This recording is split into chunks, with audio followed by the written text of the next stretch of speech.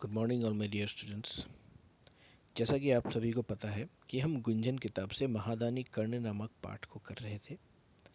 तो इस पाठ में हमने पिछले कक्षाओं में क्या किया, मैं उसको एक बार आपको रिकैप करवा देता हूँ, रिवीजन दिला देता हूँ ताकि आपको याद आ जाए। तो हम यह पढ़ रहे थे महादानी कर्ण के विषय में। महादानी का अर्थ है जो बहुत ही दान करता हो, जिससे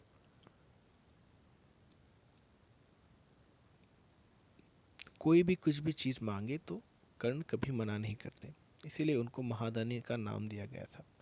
लेकिन इंद्रदेव और वरुण देव इससे बहुत जलते थे, ईर्ष्या करते थे, जेलसी करते थे।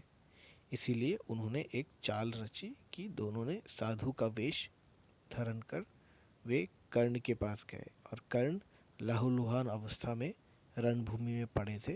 तभी उन्होंने उनसे कुछ मांगा ताकि वे कुछ न दे सके। तो चलिए हम आगे की जानकारी प्राप्त करते हैं। तो देखिए, ये एक बहुत ही सुंदर चित्र है। जहाँ पर दिखाई दे रहा है कि वरुण देव और इंद्रदेव किस तरह से कुछ एक दूसरे को समझा रहे हैं कि किस तरह से वे साधु के वेश में जाकर कर्णदेव को अपने बातों में रुझाएंगे। और इस चित्र में दिखाया गया है कि किस तरह कर्णदेव रथ के किनारे लहूलुहान अवस्था में रणभूमि में पड़े हैं। तो देखिए, कर्ण कह रहा है आप दे तो सही। तो यहाँ पर ये जो पैराग्राफ शुरू हुआ है, इसके आगे कहा जा रहा था कि दोनों वरुण देव और इंद्रदेव दोनों साधु की वेश में आके उनसे कुछ मांग रहे थे। लेकिन कर्णदेव के पास कुछ था नहीं, इसलिए कर्णदेव ने वरुण देव से कहा कि आप मुझे वह पड़ा हुआ पत्थर दीजिए। तब वरुण देव कहते हैं कि आप पत्थर को लेकर क्या करेंगे, क्या आप मुझे आज एक पत्थर देंगे? तो कर्ण ने कहा आप दे तो सही। फिर देखिए इंद्र क्या कह रहे हैं। इंद्र, हम किसी अपवित्र वस्तु को हाथ नहीं लगाते, और फिर यह तो युद्ध भूमि में पड़ा मिट्टी और रक्त से सना पत्थर है। कर्ण, अच्छा ठहरिए, जीवन के अंतिम समय में मैं किसी की सेवा का अवसर बड़े सौभाग्य से मिलता है। तो घिसटते हुए अपना मुंह रथ के पहिए पर मारते हैं, सोने का दांत मुंह से बाहर आ जाता है। तो यहाँ पर देखिए इंद्र क्या कहता है। इंद्र कहते हैं कि हम किसी अपवित्र वस्तु को हाथ नहीं लगाते। मतलब वो जो पत्थर पड़ा हुआ है, वो पत्थर को अपवित्र कह रहे हैं। कौन? इंद्र। किस लिए? क्योंकि वह युद्ध रणभूमि में रक्त और मिट्टी से सना हुआ है।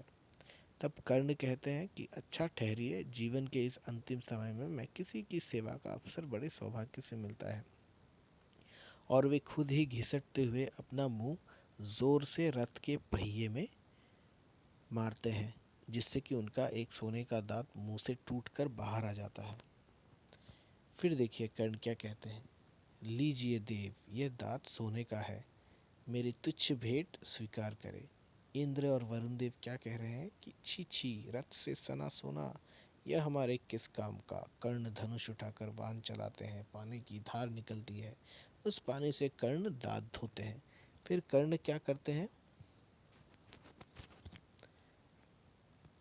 अपने धनुष बाण उठाकर उसे बादलों के बीच मारते हैं, जिससे कि बादल गरजने लगते हैं और ज़ोर से बारिश आ जाती है, और उनका जो सोने का दांत है उससे खून झट जाता है। फिर कर्ण कहते हैं कि दांत देते हुए, लीजिए महाराज, अब तो स्वीकार कीजिए।